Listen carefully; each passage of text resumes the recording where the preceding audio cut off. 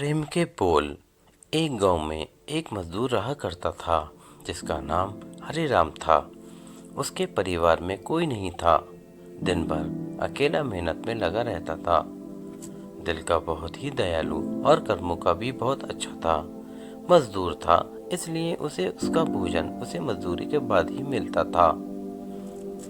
आगे पीछे कोई न था, इसलिए वो इस आजीविका से संतुष्ट था।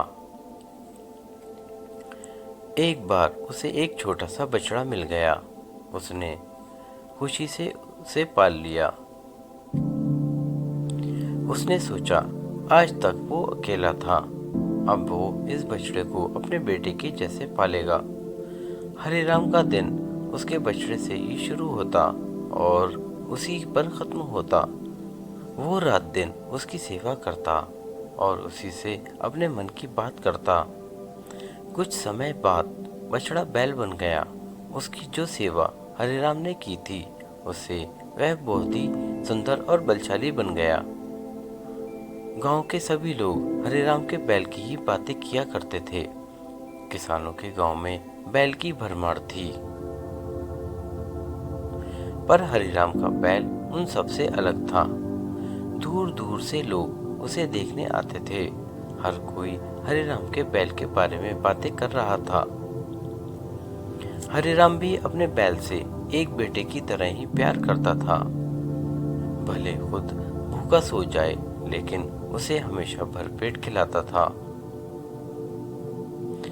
एक दिन हरिराम के स्वप्न में शिव जी का नंदी बैल आया। उसने उससे कहा कि हरिराम, तुम एक निस्वार्थ सेवक हो। तुमने खुद की तकलीफ को छोड़कर अपने बैल की सेवा की है, इसलिए मैं तुम्हारे बैल को बोलने की शक्ति दे रहा हूँ। इतना सुनते ही हरिराम जाग गया और अपने बैल के पास गया। उसने बैल को सहलाया और मुस्कुराया कि भला एक बैल बोल कैसे सकता है। तभी अचानक आवाज आई, बाबा, आपने मेरा ध्यान एक पुत्र की तरह रखा है। मैं आपका आभारी हूँ और आपके लिए कुछ करना चाहता हूँ। यह सुनकर हरिराम घबरा गया।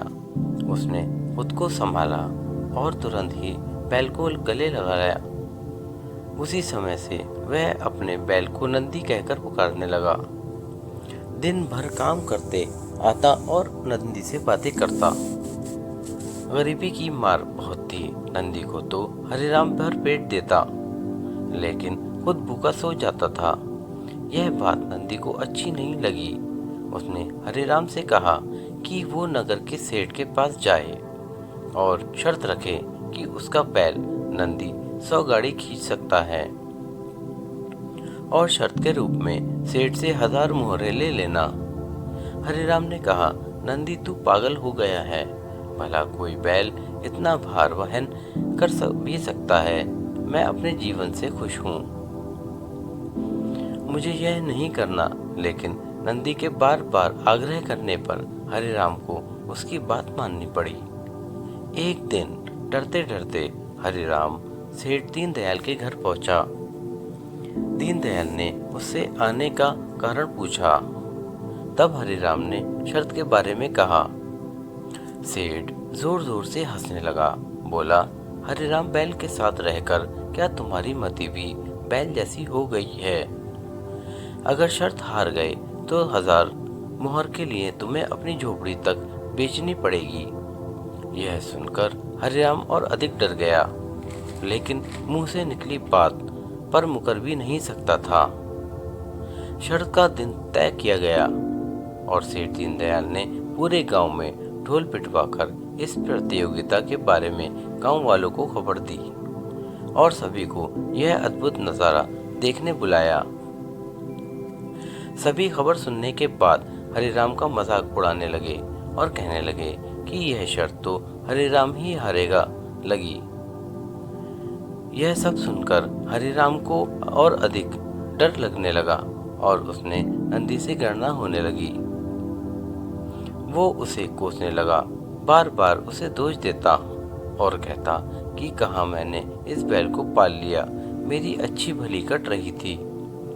इसके कारण सर की छत भी से भी जाऊंगा और लोगों की थू होगी वो अलग। अब हरिराम को नंदी बिल्कुल भी रास नहीं आ रहा था। वह दिन जिस दिन आ गया, प्रतियोगिता होनी थी। 100 माल से भरी गाड़ियों के आगे नंदी को जोता गया और गाड़ी भर खुद हरिराम बैठ गया। सभी गांव वाले यह नज़ारा देख हंस रहे थे और हरिराम को बुरा भला कह रहे थे। हरिराम ने नंदी से कहा, देख तेरे कारण मुझे कितना सुनना पड़ रहा है। मैंने तुझे बेटे जैसे पाला था और तूने मुझे सड़क पर लाने का काम किया। हरिराम के ऐसे घृणित शब्दों के कारण नंदी को गुस्सा आ गया और उसने ठान ली कि वो एक कदम भी आगे नहीं बढ़ाएगा और इस तरह हरिराम शर्त हार गया। सभी ने उसका मजाक उड़ाया और उसे अपनी झोपड़ी सेठ को देनी पड़ी। अब हरिराम नंदी के साथ मंदिर के बाहर पड़ा हुआ था और नंदी के सामने रो रो कर उसे कोस रहा था। उसकी बातें सुन नंदी को सहा नहीं गया और उसने कहा, बाबा हरिराम, यह सब तुम्हारे कारण हुआ। यह सुनकर हरिराम चौंक गया। उसने गुस्से से पूछा कि क्या किया मैंने? तुमने भांग खा रखी है क्या? तब नंदी ने कहा कि तुम्हारे प्रेम के बोल के कारण ही भगवान ने मुझे बोलने की शक्ति दी और मैंने तुम्हारे लिए यह सब करने की सोची, लेकिन तुम उल्टा मुझे ही कोसने लगे और मुझे भला बुरा कहने लगे।